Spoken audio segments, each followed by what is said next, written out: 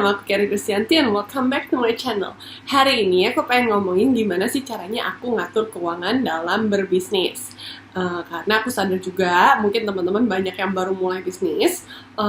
Kemarin aku sempet kasih tahu kesalahan aku waktu aku mulai bisnis adalah nggak misahin keuangan pribadi dan keuangan bisnis. Nah, ini yang aku mau bahas nih. Jadi ada beberapa poin. Yang pertama adalah selalu mencatat pemasukan dan pengeluaran. Ini penting banget karena namanya bisnis, kita itu kan mau cari profit atau mau cari keuntungan. Gimana caranya kita bisa tahu kita itu mendapatkan keuntungan berapa atau bahkan rugi ketika kita nggak catat pengeluaran dan pemasukan secara disiplin. Nah, jadi buat kamu yang baru mulai bisnis, ini adalah kebiasaan yang perlu kamu bangun secara konsisten dan disiplin. Catat keuangan nggak susah kok, dan kamu nggak harus ngelakuin ini dengan cara yang kedengarannya canggih banget, mungkin seperti di laptop atau di HP, tapi kamu bisa lakukan bermulai dari mungkin catat di buku dulu aja. Yang kedua adalah pisahkan rekening pribadi dan bisnis. Ini penting banget karena ketika kamu campur keduanya, ini kesalahan aku juga dulu. Jadi kayak waktu aku di online shop, kan aku gabung tuh dua-duanya. Ketika dapat uang masuk dari penjualan, aku berasa uangnya banyak. Jadi kan nggak sadar kalau misalnya aku pakai untuk keperluan sendiri. Makanya penting banget pisahin rekening bisnis dan rekening pribadi. Nah, yang ketiga, ini penting banget, adalah gaji dirimu sendiri. Nah, kebanyakan orang bisnis tuh mikir kayak, oh ya udah dapat income-nya banyak, ya itu adalah uang yang boleh aku spend untuk keperluan pribadi. Tapi sebenarnya lebih bagus lagi ketika keuangan bisnis ini kamu set gaji. Nah, ini kamu boleh komit dengan dirimu sendiri. Ada dua macam kalau menurut aku. Satu adalah kamu boleh ngambil sekian persen dari keuntungan, atau yang kedua kamu set gaji fix. Nah, buat yang punya keperluan pribadi, itu ada fixed cost yang secara, maksudnya pengeluaran ini udah pasti keluar tiap bulannya.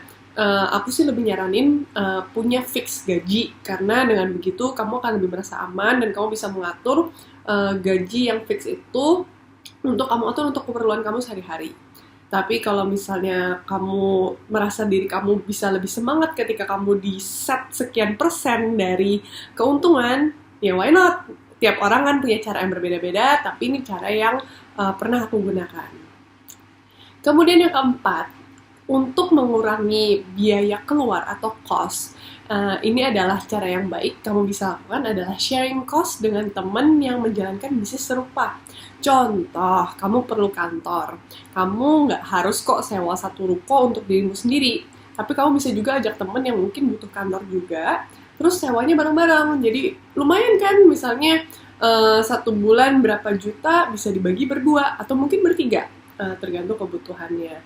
Atau mungkin dari sisi seperti cetak stiker atau cetak brosur, nggak ada salahnya kalau kamu joinan bareng teman-teman kamu yang juga punya bisnis, sehingga kamu bisa nawar ke suppliernya gitu. Contoh misalnya kalau kamu butuh packaging gitu, biasa kan memang kalau beli lebih banyak pasti lebih murah.